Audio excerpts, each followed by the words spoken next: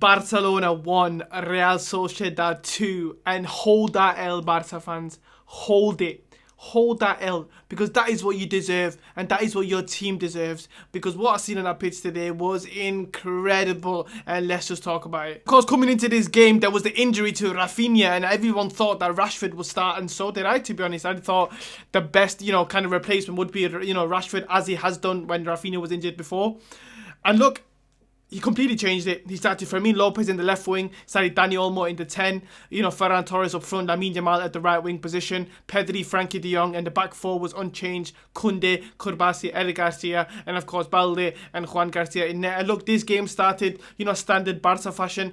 Real Sociedad got a goal within the first couple of minutes, but it was offside. And of course, Barcelona had so many chances. I mean, look, this game is going to be titled so many chances for Barcelona, so many missed chances for Barcelona. And this is one of them games where Barcelona just couldn't finish the chances. And the XG says that exactly. 3.69 XG for Barcelona and a 1.01 for Real Sociedad, with 25 shots for Barcelona and with 7 big chances. So look, this was one of them games where the ball just wouldn't go in. And look, Real Madrid, of course, yesterday had a terrible performance, but still went 1 point behind Barca. And Barca needed to win this game.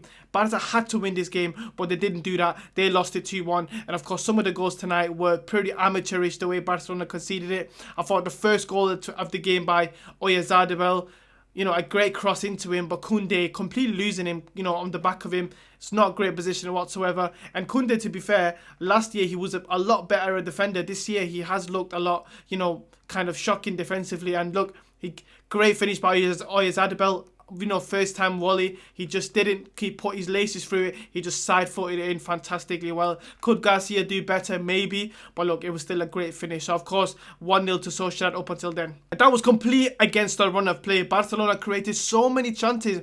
And this is probably one of the best games I've seen Lamine Yamal play. Just in terms of his dribbling, just in terms of his creativity. He looked sharp. He looked fantastic. And another thing that I noticed was that when Lamine Yamal would drift inside centrally, you'd see Fermin Lopez go to the right side a lot. And there was a few times where Lamine Yamal went into, the centrally, and he'd be able to release the pass out, wide to Fermin Lopez. So look, that was a fantastic kind of play for Barcelona. And there were so many times where the last pass was just lacking for Fermin, or the finish was lacking from Lamine Yamal. And even Dani Olmo, the amount of chances that this guy missed today was incredible. And look, second half, of course, what we've seen was changes by Flick. He's put on that, Cancelo and the left back for Balde, and he also put Rashford on. Look, Rashford coming on again completely changed the game like he always does, and he got the equaliser for the game. And look, it was coming. Barcelona, like I said, 25 shots, 7 big chances. They were all over Sociedad. And of course, Sociedad are 30th in the league. So Sociedad are not, the Champions League teams of before, where they used to, be top 4, top 5.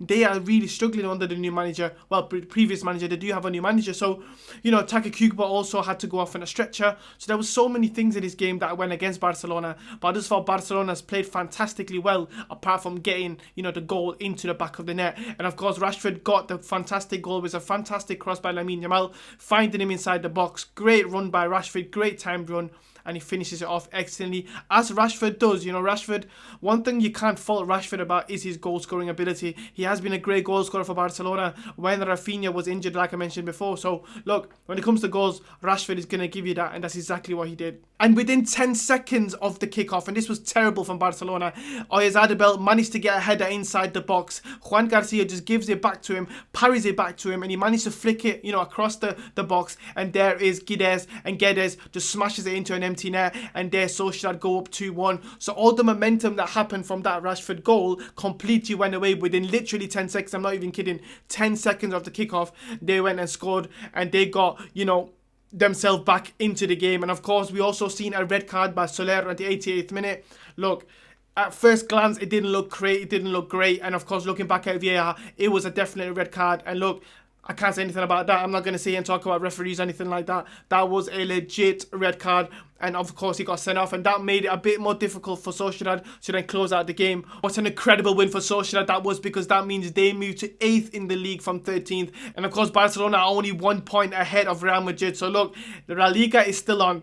La Liga is still on, guys, and I can't believe that Real Madrid have sacked Xabi Alonso, because we could have still been in this. We could have still been in this race with our manager. And look, we're 1 point behind Barcelona now, 48 to 49 to Barcelona. You know, Barcelona got more losses than Real Madrid, but of course Real Madrid have got more draws. So look, it's hotting up huge. Of course, Real Madrid playing Villarreal next, and then you got Real Oviedo, who Barcelona are facing against next. So big disappointment for Barcelona and big disappointment for Flick. Look, this is not something that he wanted to do, especially after, you know, winning the Supercopa, getting into the next round in the Cup, and he did the last thing he wanted to do was drop points, and that's what happened today. But look, it was just a lack of finishing for Barcelona. I wouldn't ring the alarm bells as per se. I think it was just one of them games where the ball just wouldn't go in, and this is going to happen in the season. You know, you are going to face teams, especially away from home, where you just cannot score, and maybe at home sometimes you're going to play a low block and it's hard to break them down. Look, this is just what it is. This is football. You're not going to win every single game, but it must be a hugely disappointing for Barcelona, because Real Madrid are in a crisis at the moment,